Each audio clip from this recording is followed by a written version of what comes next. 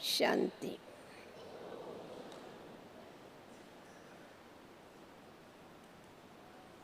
पवित्रता के सागर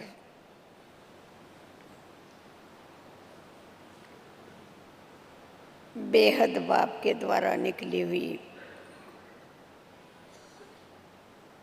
अनेक अनेक छोटी मोटी ज्ञान नदियां भी सबको कह सकते हैं।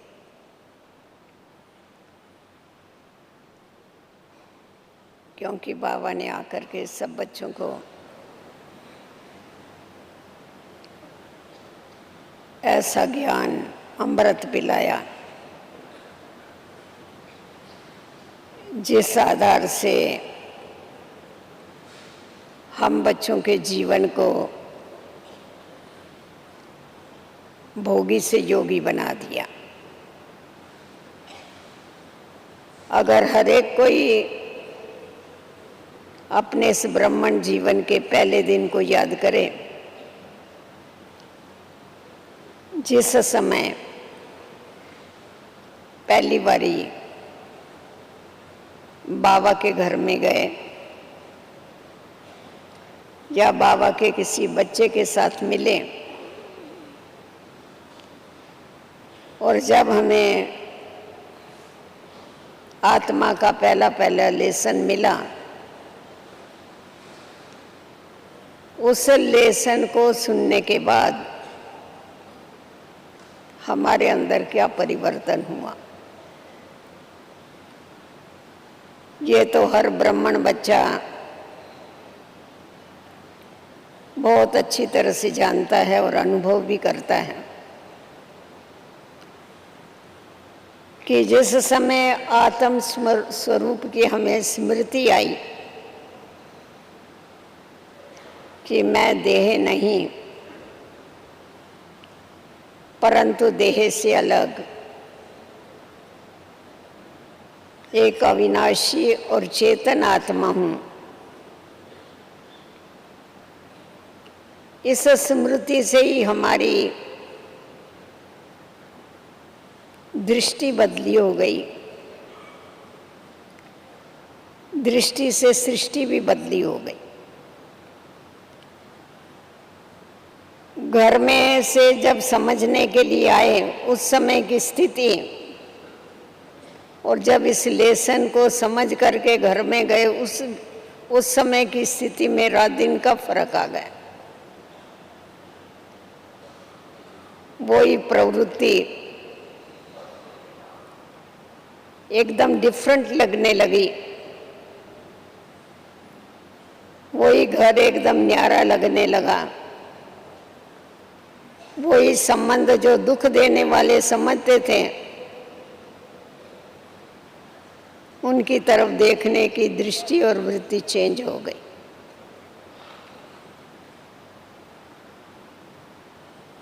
तो बाबा ने आकर के सबसे पहले हम बच्चों को हमारा जीवन जो योगी जीवन बनाया,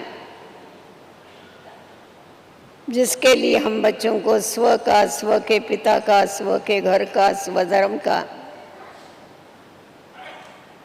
सारा इतना अथाह ज्ञान दिया और जीवन को एकदम न्यारा और प्यारा बना दिया। जैसा जैसा ज्ञान की गहराई में जाते गए, जैसा जैसा बाबा के द्वारा रोज ज्ञान अमृत पीते गए, जीवन में बहुत धीरे धीरे परिवर्तन आता गया। बाबा ने आके सबसे पहले हम बच्चों को ये बताया, हम लोग भक्ति मार्ग में ऐसा समझते थे कि बंदा माना गंदा, बंदा माना पापी, बंदा माना भूले करने वाला, मैं पापी हूँ, कपटी हूँ, नीच हूँ। सारा समय जाकर के मंदिरों में, गुरुद्वारों में, महात्माओं के आगे अपनी स्थिति का वर्णन करते थे। ऐसा समझते थे कि हम जैसा कि भगवान से लाइसेंस लेके आए हैं ये सब कुछ करने के लिए, इसीलिए बेधड़क होकर के चलते रहते। परंतु जब बाबा ने आके हम बच्चों को ये ज्ञान दिया, ये समझ दी कि तुम जो आत्माएं हो, तुम शुद्ध आत्माएं हो,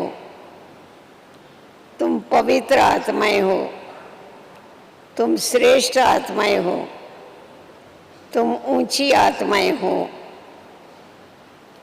इसकी स्मृति आने के बाद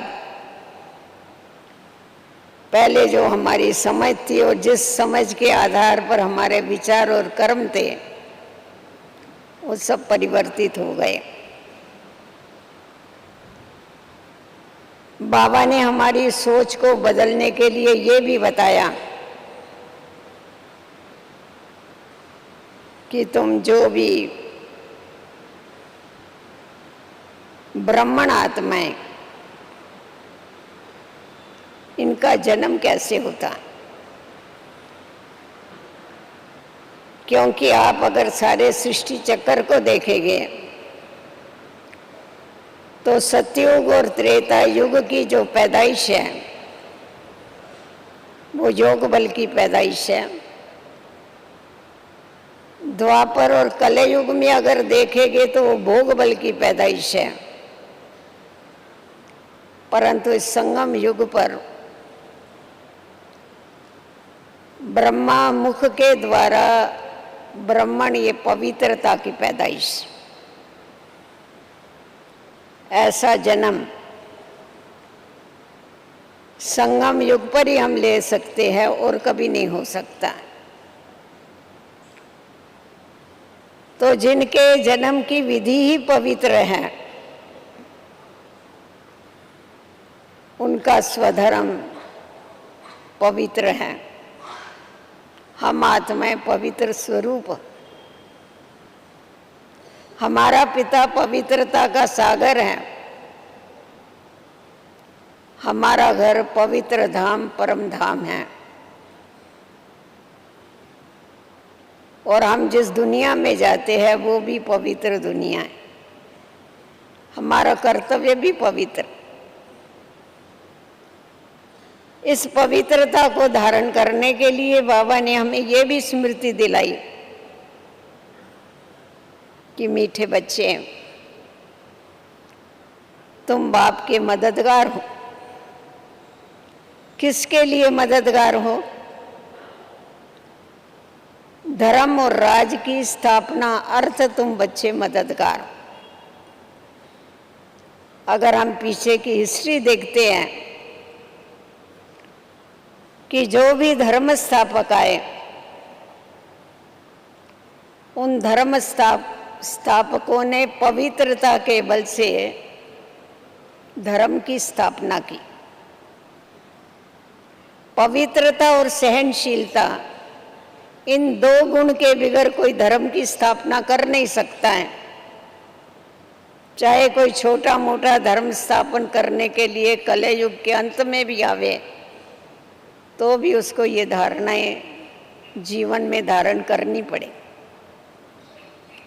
तो बाबा ने हमें बताया कि तुम आदि सनातन देवी देवता धर्म वाली आत्माएं बाप के साथ साथ सृष्टि के आदि वाला जो पवित्र धर्म है उसको स्थापन करने के लिए बाप के मददगार हो। धर्म स्थापनार्थ, धर्म का मतलब ही है धारणाएं, धर्म का मतलब ही है पवित्रता। तो जब बाबा ने हमें हमारे कर्तव्य की स्मृति दिलाई, उस स्मृति के आधार पर ही हमारे अंदर समृद्धि आ गई, शक्ति आ गई। जिस शक्ति से बाबा ने हम बच्चों को उसी शरीर में रह के जिसमें थे उस तन में रह करके भी हमारे तन और मन को पवित्र बनाए। क्योंकि हमारे विचारों में परिवर्तन हो गया। जब दृष्टिकोण में परिवर्तन हो जाता है तो एक्टिविटीज़ में भी परिवर्तन हो जाता है, वाणी में भी परिवर्तन हो जाता है। जैसा आप देखेंगे, पहले शुरू में लोगों को चंद्रमा क्या है इसका कोई ज्ञान नहीं था, तो कभी भी किसी की जब महिमा करते थे सुंदरता की तो उसकी भेंट चंद्रमा से करते थे। परंतु जब साइंटिस्ट चंद्रमा में गए और उधर से जाके सब फोटो लाए कि चंद्रमा की क्या हालत है, हाँ किस तरह से वहाँ पर खड्डे हैं, कैसे पत्थर हैं, क्या हाल है वहाँ का, वो फोटो देखने के बाद कवियों ने भी अपनी कविताएं चेंज कर दी। तो दृष्टिकोण से आप एक कृति परिवर्तित हो जाती है।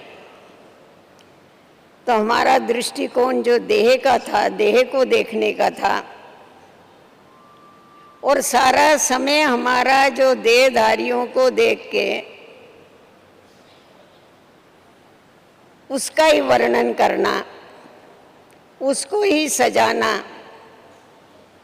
उसके ही भान में रहना, उसके बारे में ही सोचना जो चलता था वो सारा परिवर्तित हो गया। इसीलिए हमने सबसे पहले बड़ा त्याग किया बाबा का बनने से। हम औरों को भी समझाते हैं कि हमने तन मन और धन ईश्वर अर्पण किया। मन और धन अर्पण के करने के पहले फर्स्ट नंबर तन अर्पण किया। तन अर्पण अर्थात देह अभिमान अर्पण। तन को स्वाह किया, मांग क्या पकड़ के उसको यज्ञ कुंड में थोड़ा ही डाल। बाबा ने हम बच्चों को ये समझ दी कि सबसे बड़े से बड़ा जो आत्मा में रोग पैदा करने वाला है वो है देह अभिमान। अगर इन सब बीमारियों से छूटना है, अपने जीवन को भोगी से योगी बनाना है, तो दे दान छूटे ग्रहण। पहले पहले दान दे उस देह अभिमान का, पीछे ग्रहण छूट सकता है, नहीं तो आधा कल्प का लगा हुआ ग्रहण छूटना कोई छोटी सी बात। और बाबा ने ये समझ देने के बाद जब देह से डिटैच होना हम बच्चों को सिखा दिया, और सिर्फ मैं आत्मा हूँ ऐसा नहीं, मेरे सामने वाला भी आत्मा है। शुरू में बाबा ने बैठ करके घर में कापियाँ की कापियाँ भर दी, मैं आत्मा हूँ, मैं आत्मा हूँ, मैं आत्मा। जसोदा आत्मा है, राधा आत्मा है, घर के जितने बंदे थे सब के आत्माएं आत्माएं आत्माएं करके इतना आत्म अभिमान पक्का कर दिया, जो बाबा को देखने के बाद आत्मा ही दिखाई पड़ती थी, शरीर नहीं दिखाई पड़ता। इतना अभ्यास बाबा ने किया। और जिस अभ्यास हम बच्चों को भी करना सिखाया कि तुम अपनी आत्मिक स्थिति में रह करके औरों को भी आत्मा देखो। भक्ति मार्ग में सन्यासियों ने स्त्री को नागण कहा, बाबा ने इसके ऊपर बड़ी अच्छी समझ दिया। वो स्त्री को नागण इसीलिए कहते हैं, नाग में क्या होता है, विष होता है ना, तो ये शरीर विष से पैदा हुआ है, विकार विष है ना, ये विष से पैदा हुआ जो शरीर है, इसको देखने के बाद सामने वाले को जहर जरूर चढ़ेगा। नाग को नहीं देखो पर उसके मस्तक मणि को देखो, ये सिखाएं। क्योंकि नाग में सबसे इंपॉर्टेंट होती है मस्तक मणि। तो बाबा ने हम बच्चों को ये बताया, इसकी अनुभूति कराने के बाद नारी नरक का द्वार नहीं पर नारी स्वर्ग का द्वार बन गई। इतना महान कर्तव्य इतना बड़ा परिवर्तन कोई मनुष्य नहीं कर सकता, देवात्मा नहीं कर सकता, धर्मात्मा नहीं कर सकता सिवाय परमात्मा। जब ये हमारे अंदर बाबा ने वो आत्म अभिमान भरा और दूसरों के अंदर उनको भी अनुभूति करा के उन्हें भी उस स्थिति में स्थित करना सिखाया, देह के बदले आत्मा को देखना सिखाया, तो आपे विषय विकार जाते रहे। क्योंकि बाबा ने हमें यहाँ तक ही समझ नहीं दी। हमारा योगी जीवन बनने के पीछे ज्ञान बहुत बड़ी चीज है। सन्यासी लोग जो हद का सन्यास करते, घर बार छोड़ के भाग के जाते हैं। सूरदास ने अपनी आंखें निकाल दिया, परंतु अगर आप उसके देखेंगे, उसकी लिखत देखेंगे, दोहे देखेंगे, अंधा होने के बाद भी कहता है हे हरि, अभी ये जो भवसागर है इसमें काम रूपी मच्छ हमको जीने नहीं देता है। अरे आंखें नहीं होते हुए भी उसको काम विकार जीने नहीं देता। यहाँ तो खुली आंखों से एक दो से देखते हुए, सब कार्य व्यवहार करते हुए इसके ऊपर विजय प्राप्त करते हैं। ये कौन सी शक्ति? तो बाबा ने हमारे दृष्टिकोण को चेंज किया, आत्माभिमानी बनना सिखाया, जिससे हमारे अंदर वो शक्ति आ गई। अभी ब्राह्मण जीवन का फाउंडेशन है पवित्रता। जब भी नए आते हैं, कोई भी 7 दिन का कोर्स करते हैं, उनको जब समझ में आ जाता है तो वो अपने जीवन को पवित्र बनाना चालू कर देते हैं। हमारा जीवन सदा ही पवित्र रहे, उसके लिए बाबा ने हमारे आदि और अनादि संस्कारों की हमको स्मृति दिलाई कि तुम वही पूजनीय आत्माएं हो, तुम वही श्रेष्ठ आत्माएं हो जो तुम्हारी द्वापर से लेके पूजा हो रही। तो ये जैसी जैसी हमारी स्मृति बढ़ती गई, उसके आधार पर हमारी समृद्धि बढ़ती गई, हमारे में शक्ति आती गई इन विकारों के ऊपर विजय प्राप्त करने। पवित्र जीवन, ब्रह्मचारी जीवन। बाबा कहता है तुम सिर्फ ब्रह्मचारी नहीं, तुम ब्रह्मचारी हो। ब्रह्मचारी और ब्रह्मचारी में रात दिन का फर्क है। ब्रह्मचारी एक विकार की बात हो गई, परंतु हम तो ब्रह्मचारी माना ब्रह्मा बाप का आचरण करने वाले, ब्रह्मा बाप को फॉलो करने वाले, हम उसके बच्चे ब्राह्मण। तो जैसी बाबा की जीवन, बाबा ने हमें पुरुषार्थ का शॉर्टकट बताया है कि बच्चे ज़्यादा गलियों में घूमने की, धक्के खाने की ज़रूरत नहीं है। सी फादर फॉलो फादर। किसी को भी नहीं देखो, सिर्फ बाबा को सामने रखो, ब्रह्मा बाप को साकार में, निराकार में शिव बाप को सामने रखो, साकार में ब्रह्मा बाप को सामने रखो और उसके कदम के ऊपर कदम रखना चालू कर दो। बाबा जो है हमारा सुप्रीम टीचर है। आज किसी भी स्कूल कॉलेजेस में टीचर जो है वो कभी अपने बच्चों को कॉपी नहीं करने देते हैं। कॉपी करते हुए पकड़े गए तो एग्जाम नहीं दे सकते, गेट आउट करते हैं। और हमारा टीचर इतना अच्छा है, वो कहता है तुमको सिर्फ कॉपी नहीं, पर तुम्हें ब्रह्मा बाप की कॉपी बनना है, कार्बन कॉपी। कार्बन कॉपी कितनी इजी होती है आपको मालूम है ना? कॉपी करने में तो हमको अलग लिखना पड़ता है, पर कार्बन कॉपी में तो लकीरें ही मारनी पड़ती जो है उसके ऊपर, और कुछ नहीं करना पड़ता। तो ऐसा जो हमारा रहम दिल टीचर है, हमारा बाप है, वो हमारा बाप पवित्रता का सागर है, पवित्र दुनिया स्थापन कर रहा है। ये बात बुद्धि में आने के बाद हम सभी ने क्या कर लिया, पान का बीड़ा उठाया, पवित्र बन औरों को पवित्र बनाएंगे। फिर कितना भी सहन करना पड़े, कुछ भी करना पड़े। तो अभी बात ये आई कि जो पवित्रता का लेसन नयों के लिए है, क्या 15 बरस 20 बरस होने के बाद हमारी भी उतनी पवित्रता है? क्या पवित्रता की यही लिमिट है? पवित्रता ये ब्राह्मण जीवन की शान है। पवित्रता ये ब्राह्मण जीवन की रॉयल्टी है। पवित्रता जो है यही ब्राह्मण जीवन की सत्य पहचान।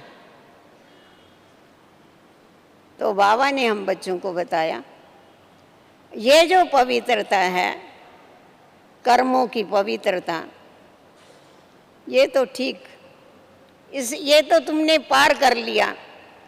और सन्यासियों को भी चैलेंज कर दिया कि तुम जो नहीं कर सकते वो हमने करके बताया। तुम जिसके लिए घर बार छोड़ के भाग के चले गए, हम घर गृहस्थ में रह के पवित्र बन के बताए। परंतु बाबा को यहाँ तक सिर्फ पवित्रता नहीं चाहिए। बाबा कहता है बच्चे, पवित्रता का मतलब है सत्यता, सच्चाई और सफाई, ये भी पवित्रता। 5 विकारों का अंश मात्र भी न रहे, पवित्र आत्मा बन के जाना है। पवित्र आत्मा माना क्या? सिर्फ काम विकार के ऊपर विजय प्राप्त किया तो पवित्र बन गए? नहीं, किसी भी विकार का अंश भी न रहे। अगर अंश भी रहा तो अंश से वंश बनने में देरी नहीं लगती। एक बारी बाबा ने इस बात को बड़ा अच्छा स्पष्ट किया, अव्यक्त बाबा ने। अगर पुराने संस्कार, पुराने विचार, क्या इसको प्यूरिटी कहेंगे? ये क्या है? जब तुमने जन्म बदली कर दिया, जब तुम्हारा जन्म चेंज हो गया, तुमने जन्म बदली कर दिया, तुम नए जन्म में आ गए, चेंज हो गया ना तुम्हारा सब कुछ। फिर चेंज होने के बाद सब कुछ चेंज होना चाहिए। तुम्हारे विचार, तुम्हारे व्यवहार, तुम्हारे संस्कार सब चेंज हो जाने चाहिए। अगर उसका थोड़ा भी पुराने संस्कारों का कहाँ अंश भी रहता, विचारों का अंश भी रहता, तो वो किसकी मिल्कियत है? वो है रावण की मिल्कियत। आज किसी व्यक्ति से अगर तुम कर्जा लेते हो तो जिसका सामने वाले का कर्जा आप जब भी तक चुकता नहीं करेंगे वो आपको छोड़ने वाला नहीं, ये ध्यान में रखो। ये जो माया घड़ी घड़ी आके तुम्हारा दरवाजा ठोकती है, इसका कारण उसका कर्जा तुम्हारे पास है। उस कर्जे को रिटर्न करो उसको। वो तुमने अपने पास रख छोड़ा है, वो जब भी तक लेगी नहीं तभी तक छोड़ेगी नहीं। कहेगी हमारे को माया सताए। अरे सताएगी क्यों नहीं? तुम उसका कर्जा लेके बैठे।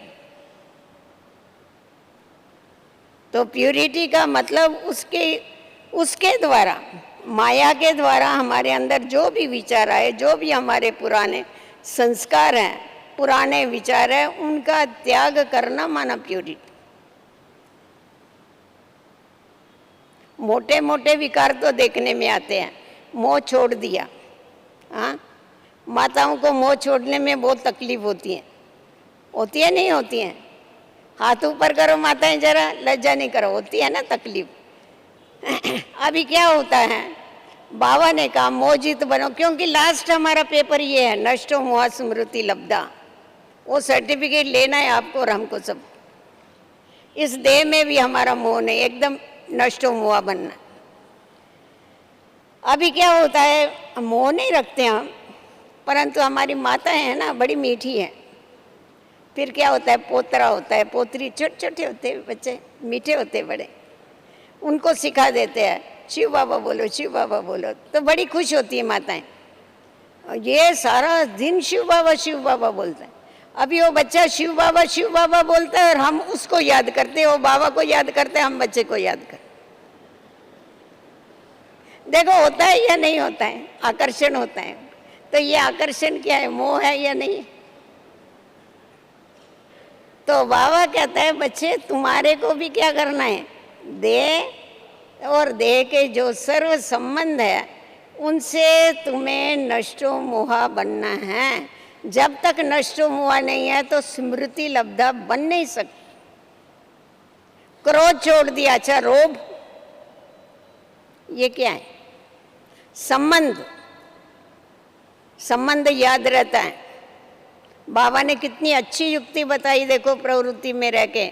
बच्चे तुम प्रवृत्ति में रहती हो, तुम नौकरी धंधा करते हो, परंतु सदैव ये याद रखो हम शिव बाबा के भंडारे से खाते। ये बाबा ने युक्ति क्यों बताई?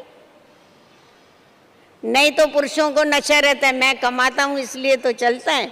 अरे पर ये नहीं समझता है अगर वो नहीं देगा तो क्या कमाएगा। ये देखो कितना सूक्ष्म है। इसको प्यूरिटी कहेंगे। ये क्या है? अगर मेरापन आया, मैंने किया, तो इसको क्या कह सकते? तो छोटी छोटी बातें हैं, ईर्ष्या है, वैर है, ये क्या है? ये इम्प्यूरिटी है, प्यूरिटी?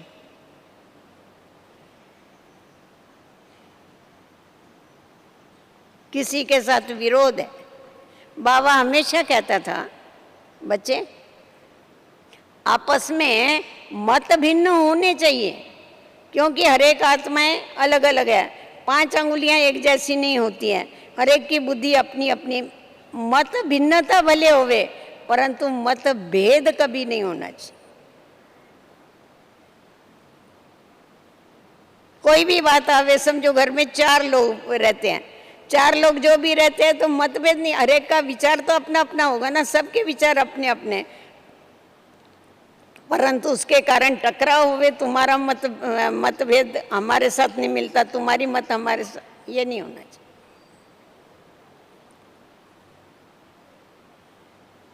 टकराव ये भी क्या है?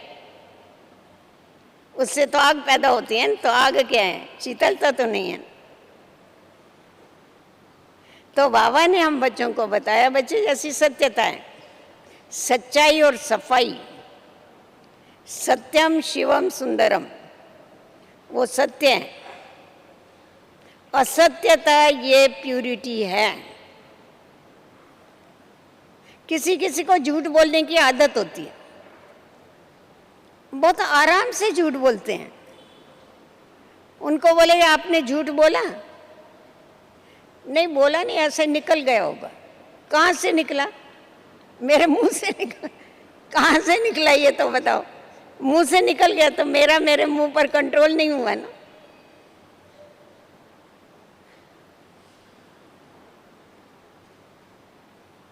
परंतु उससे विक्रम बनते हैं, और छोटे छोटे विक्रम इकट्ठे होकर के उसकी गठड़ी बनती।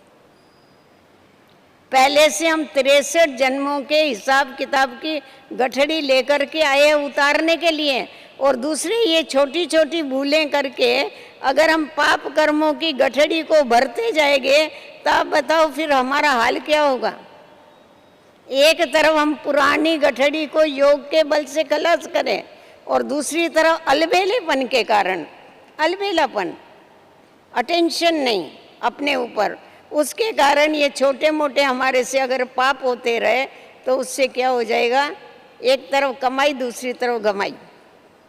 तो विश्व का कल्याण कभी करेंगे, खुद का कभी करेंगे। विश्व को पवित्र कभी बनाएंगे, कभी फुर्सत मिलेगी हमें।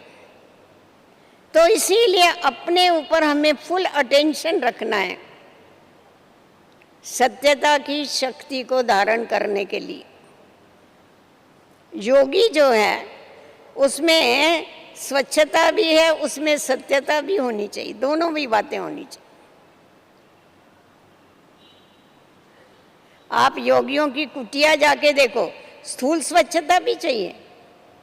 आप योगियों की कुटिया देखेंगे ना, जहाँ भी मिलेगी आपको, कुछ भी नहीं होगा वहाँ पर, सिर्फ वो लेपा पोती करके रखा हुआ होगा उनको, पर सबको जाके वहाँ बैठेगी, शांति मिलेगी। स्वच्छता है ना। लोग तो स्वच्छता को ही भगवान कहते हैं, कहते हैं वही भगवान।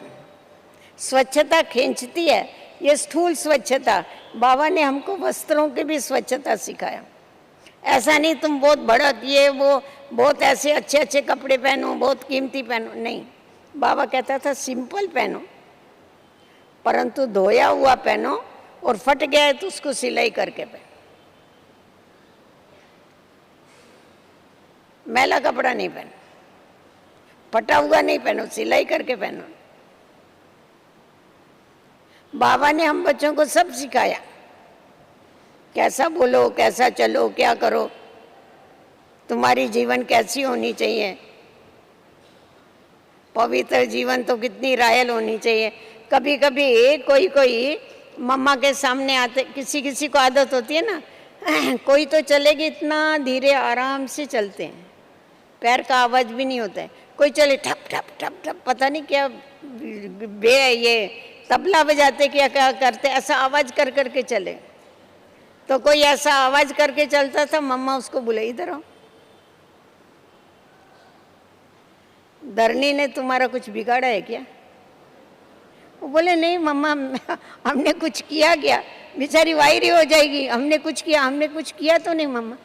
बोले इसको क्यों मार रही बेचारी को? देख मैंने मारा नहीं। बोला ये तुम इतना जो पैर ठाप ठाप करके उसके ऊपर रखती है, उसको दर्द नहीं होता है? ये रॉयल्टी, समझा? मम्मा रॉयल्टी सिखाती थी, प्यूरिटी ये रॉयल्टी सिखाती। मम्मा बोलती थी देखो देवताएं हैं, देवताएं कैसे चलते, देवताओं के कदमों का कभी आवाज नहीं आता, चले गए मालूम ही नहीं पड़ेगा ऐसा। क्योंकि पहले तो आत्माओं को बुलाते थे, देखते थे हम लोग कैसे लक्ष्मी नारायण कैसे फूलों के जैसा चल रहे हैं, जैसा पैर लग ही नहीं रहे उनके नीचे, ऐसे चल। और ये ठा ठा ठा ठा करके 4 लोगों को मालूम पड़ेगा कोई चल रहा है, बोलेगे तो जोर जोर से बोलेगे। ये कौन सी रॉयल्टी है? धीरे बोलो, हंसो तो धीरे हंसो। मम्मा बोल, कोई बहुत खा खा करके हंसता था ना, मम्मा बोलती थी ये देवी देवताओं को देखा है ऐसा हंसते हुए तुमने? देवी देवताएं देखो कैसे हंसते, सदा मुस्कुराते रहते हैं, सदा। मम्मा भी सदा मुस्कुराते रहते, आवाज से नहीं कभी हंसते, आवाज से नहीं बोलो। ये इससे क्या होता है, हमारी जो शक्ति वो सेव होती,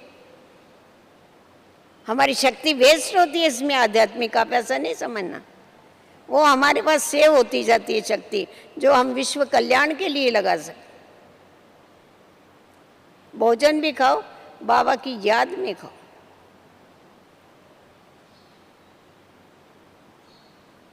इधर उधर की बातें करते हुए ये वो, अभी घरों में रह गए, टीवी चलती रहेगी, खाते रहेंगे, देखते रहेंगे, क्या अन्न का मन पर क्या असर? सिर्फ ऐसा थोड़ी तुमने कांदा लहसुन नहीं खाए तो पवित्र भोजन हो गए, नहीं। विधि के प्रमाण खाओ, विधि से सिद्धि की प्राप्ति होती। तो जितना जितना बाबा ने हमें हर कर्म में बाबा की याद के द्वारा वो धीरजता रख के, शीतलता रख के अपने जीवन को चलाओ, औरों को भी उसका फायदा हो।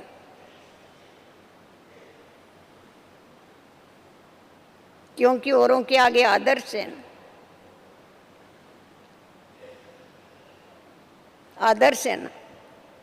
देखो शुरू शुरू में जो हमारी इतनी दादियाँ आई, भाई भी थे, भाई थोड़े थे, मैंने माताएं ज़्यादा थी, परंतु उन्होंने कैसा विजय प्राप्त किया मोह के ऊपर, सब विकारों के ऊपर, बाबा को देख के किया ना। जैसा बाबा ने किया, जो किया वो उन्होंने किया। ब्रिजेंद्रा दादी देखो मोह जीत बनने का एक उदाहरण बताते। दादी का जो लौकिक भाई था, ब्रिजेंद्रा दादी का, उसका बहुत मोह था बहन में, उसको बच्चा नहीं था, समझो यही उसकी बच्ची थी। और बहनों में भी था पर इसमें बहुत मोह था।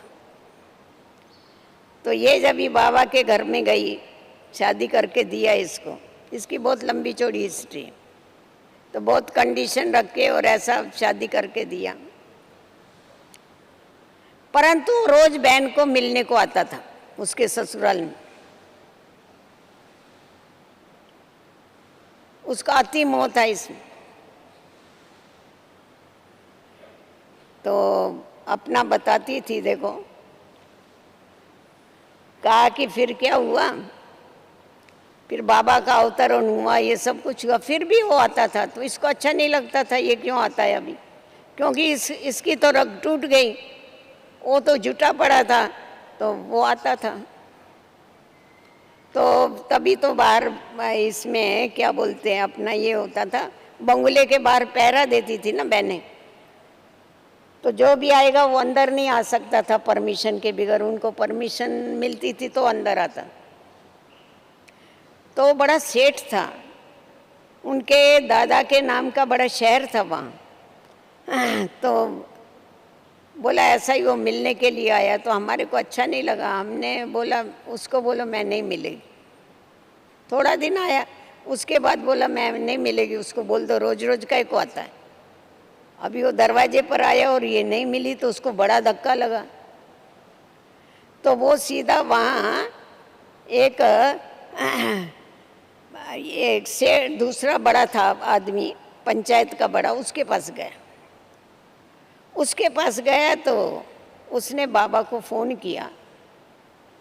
बाबा को फ़ोन किया, बाबा को कहा, बाबा ये वलीराम सेठ आया था, उनका लौकिक में नाम सती था, तो सती से मिलने के लिए आया था और उसने रिफ्यूज़ कर दिया। वो रो रहा, बोला वो सेठ कि बहन मेरे से मिली नहीं। और बाबा को कुछ मालूम ही नहीं था ये सब कुछ हुआ। तो बाबा ने इसको बुलाया। बाबा ने कहा तुमने वलीराम को वापस किया क्या? तो बोला हाँ। बोला क्यों? बोला मेरे को उसमें से मोह की बांस आती है, मैं उससे नहीं मिलेगी। बोला परंतु वो आया तो तुम मिलो तो सही ना, मिलने में क्या है तुमको? बोला नहीं बाबा मैं नहीं मिलेगी, बहुत मिल लिया मैंने उससे, मेरे को किससे नहीं मिलना। तो वो बेचारा, फिर बाबा ने कहा नहीं उससे तो मिलना पड़ेगा, तो आज तो मिल जा, फिर उसको मना कर देना। फिर उसको भेजा। उसको बोला तुम उधर खड़ा रहना बाहर नीचे, उधर मैं बालकनी में खड़ी रहती हूँ, वहाँ मेरे को देख के तू चला जा, उसको सिखाने के लिए। वो सामने खड़ा रहा, इसका दर्शन किया और चला गया। नहीं तो इसका भी उसमें अति मोह था, परंतु बाबा ने जो नष्टो मोहा बनने का पाठ पक्का कराया। बोला मेरे को उसमें से बांस आती है, देहधारियों को देखने से क्या होने वाला। तो ये बाबा ने जैसा कि रगे, पुराना जो जन्म था, पुराने संबंध जो थे, उसकी रगे काट दिया। कि हमारा तो एक बाबा, गीत तो गाते हैं ना, क्या गीत गाते सभी, मेरा तो एक शिव बाबा दूसरा भी कोई कोई, ऐसा गाते क्या कभी? मेरा तो एक शिव बाबा दूसरा नहीं कोई। तो अव्यभिचारी याद, एक बाबा ही हमारा संसार है। वास्तव में ये है पवित्रता। बाबा के बिगर हमको कोई भी याद नहीं आवे, कोई वस्तु, कोई पदार्थ, कोई व्यक्ति, कुछ भी याद नहीं आवे। आप ऐसा नहीं समझो या मोह या विकार ये सिर्फ व्यक्ति में होता है, चेतन में होता है। जड़ चीज़ों में भी अगर हमारी आसक्ति होती है, बाबा ने बच्चों को ये प्रैक्टिस कराई कि किसी भी चीज़ में आसक्ति नहीं रखो। आसक्ति है तो माया आ सकती, माया को आने का चांस होता है, इसीलिए आसक्ति नहीं रखनी। तो मम्मा कोई भी, जब भी ब्रह्मा भोजन मम्मा खाती थी, मम्मा कभी भी रिमार्क नहीं देती थी, जैसा मिलेगा वैसा खा लेती। दूसरा खाएगा तो वो बोलेगा इसमें नमक ज़्यादा, इसमें मिर्ची, मम्मा कभी नहीं बोलती थी। वो बोलती थी प्रसाद है, प्रभु प्रसाद, प्रभु प्रसाद करके खा। प्रभु प्रसाद करके खाएंगे तो मालूम ही नहीं पड़ता है ना। तो ये सिखाती थी मम्मा सब कि कैसा अनासक्त, इंद्रियों से न्यारा हो, डिटैच हो इंद्रियों से।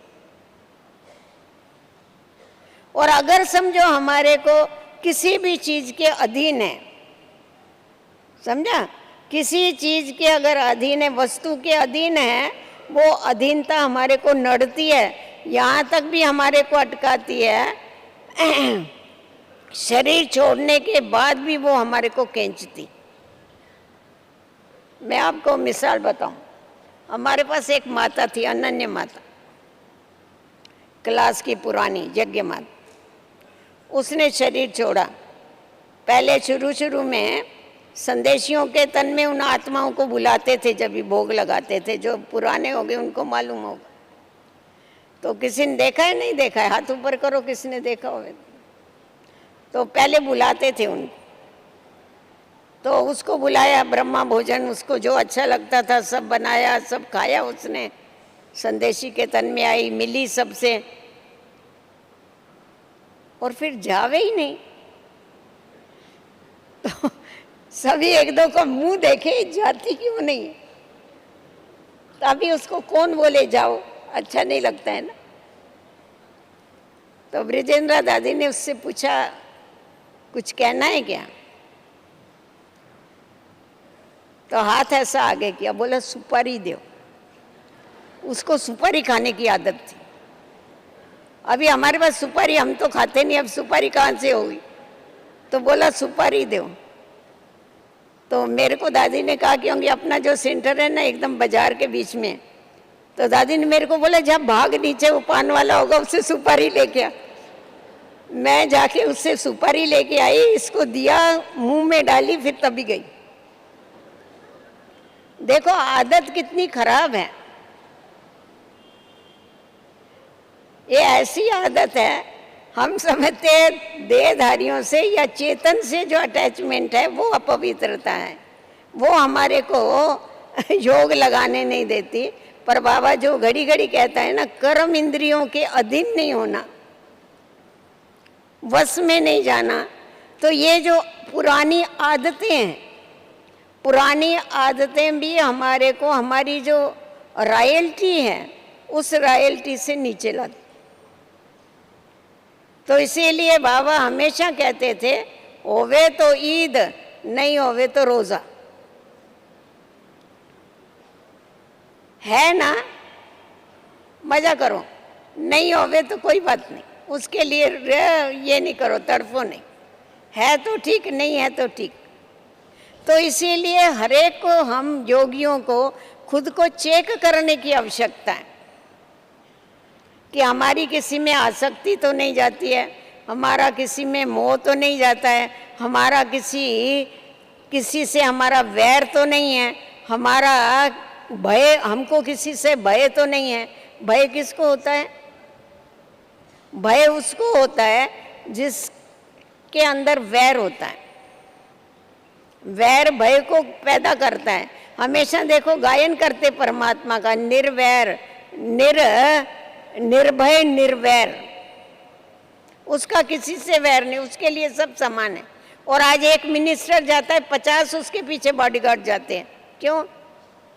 कारण वैर, भय है ना उन लोगों। तो उसी प्रकार ये भी सूक्ष्म विकार है सारे, जो तंग करते हैं, जो प्यूरिटी से दूर करते हैं।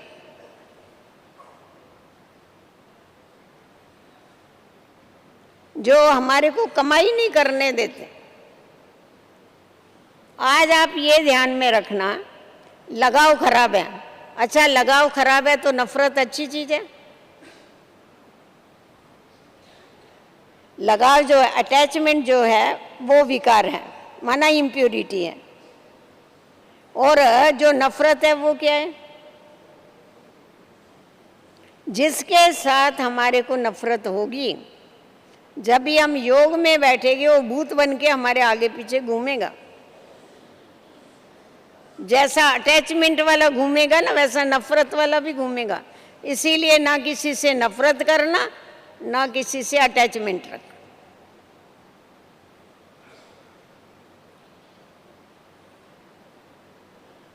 तो बाबा ने हम बच्चों को बहुत ऊंची चोटी बताई है कि बच्चे तुम्हें कहाँ जाना है। अरे यहाँ तक जिस तन में भगवान आता है उसको ही नहीं याद करना है, तो औरों को क्या याद करेंगे तुम?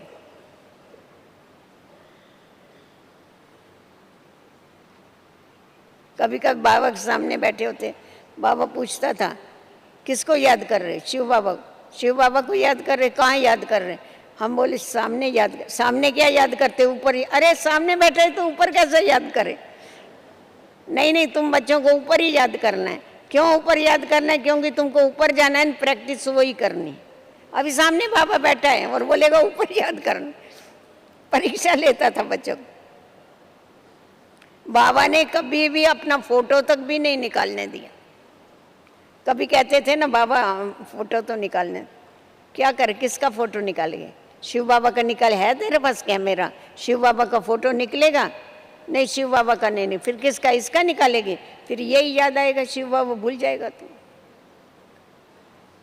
मतलब बाबा इतना बच्चों को डिटैच कराता था इन बातों कि कोई भी याद नहीं होवे, बस एक बाबा दूसरा नहीं कोई। तो ये सब कुछ वो निराकार है, पर उसको करण करावन हर स्वामी कहते हैं। उसने सब कुछ आकर के हम बच्चों को कर्म करके ब्रह्मा के द्वारा सिखाया कि तुम्हें बनना है तो कैसा बनना है। ऐसा ही तुमको राजाई मिल जाएगी क्या? हाँ, ऊंच पद पाना होगा तो मेहनत करनी पड़ेगी अपने ऊपर, नहीं तो जो मिलेगा सो चलेगा, तो कुछ करने की जरूरत नहीं है। जैसे पासपोर्ट तो मिल गया है सब, हाँ, बाबा का बनना माना पासपोर्ट मिलना। परंतु अगर हमको ऊंचा पद चाहिए तो उसके लिए अपने ऊपर हमें अटेंशन देना पड़ेगा, स्व परिवर्तन करना पड़ेगा हमें। हम जितना जितना अपने स्व की चेकिंग करते हैं उतना हम स्व का परिवर्तन कर सकते। स्व चेकिंग नहीं होगी तो स्व परिवर्तन भी नहीं होगा। इसीलिए सदैव अपने ऊपर ध्यान दो। हम औरों के आगे आदर्श है, जितने पुराने होते हैं उतनी जवाबदारी बढ़ती है। खुश होते हैं ना, हमको इतना बरस हो गया चल के, इतना बरस, ये तो वो लोग उसी माप से देखते हैं, अच्छा इतना बरस हो गया, फिर इनकी अवस्था कैसी है। क्योंकि हमारे बहुत टीचर बैठे हैं इस दुनिया में। वहाँ तो एक बार एग्जाम होता है, हाँ, बरस में। यहाँ तो रोज एग्जाम, हर घड़ी एग्जाम है हमारा। देखो बाबा भी हमको देखता रहता है, बच्चे क्या करते हैं क्या नहीं करते। हाँ, ब्राह्मण भी देखते रहते हैं आपस में, खुद को कम देखते, दूसरों को ज़्यादा देखते हैं। ब्राह्मणों की ये आदत हो जाती है, ये नहीं होनी चाहिए। बस ये क्या कर रहे, इसको इतना बरस हो गया, ये क्या कर रहा है। पर जो तीव्र पुरुषार्थी हो किसी को नहीं देखता है, वो बाबा को देखते। लौकिक घर वाले वो भी यही देखते हैं, जरा भूल होने दो, बोले अरे तुम ज्ञान में चलती है ना, खुद कुछ भी करते रहो, समझा, परंतु तुमने अगर जरा भी कुछ किया तो बोले तुम तो ज्ञान में चलती, तुम क्यों ऐसा करते। वैसा भी देखो, ऐसा ही होता है ना। दो बच्चे होते हैं, एक छोटा एक बड़ा है। अगर कोई भी भूल होती है तो कान किसका पकड़ते? बड़े का ही पकड़ते। तो उन बेचारों का तो ठीक है ना, सावधान करते, भाई तुम तो ज्ञान में चलते इसीलिए तुम ऐसा कर्म नहीं कर सकते। तो वो भी हमारे गुरु हो गए। कितने गुरु हैं हमारे, दुनिया वाले भी हमारे गुरु हो गए। देखते रहते इनमें क्या परिवर्तन आया है, ये कैसा चल रहे, क्या कर रहे। तो इसीलिए हमारे को सभी बना करके देवता बनाने के लिए हमारे पीछे लगे हुए हैं। हमको आखिर देवता बना के ही छोड़ेगी, पर उसके लिए क्या चाहिए, हमारा खुद के ऊपर अटेंशन चाहिए। तो क्या हो जाएगा, हम जरूर जल्दी से जल्दी बाप समान बन जाएंगे और बाबा का हम शो कर सके। क्योंकि जब तक समान नहीं है तब तक समान होने के बगैर तो साथ भी नहीं जा सकते। जो समान होते हैं बैठते भी साथ में हैं। समान होगा वो ही साथ बैठेगा ना, समान होगा वो ही साथ में चलेगा ना। जोड़ी कौन सी अच्छी लगती है? हाँ, जोड़ियाँ पहले देखते हैं तो ध्यान रखते हैं कौन सी जोड़ी अच्छी, कौन सी लगेगी, वो जोड़ी देख के मिलाई जाती है। तो हम भी तो सब सजनियाँ हैं ना, तो हमारी भी जोड़ी ऐसी होनी चाहिए। तो हम भी उसके मनपसंद, वो जो चाहता है वो जब करके बताते हैं तभी बाबा भी बच्चों को शाबाश देता है। बाकी आप लोगों ने प्रवृत्ति में रह करके अपने जीवन को पवित्र और योगी बनाया है, इसीलिए आपको बाबा एक्स्ट्रा मार्क्स देता है। ओम शांति।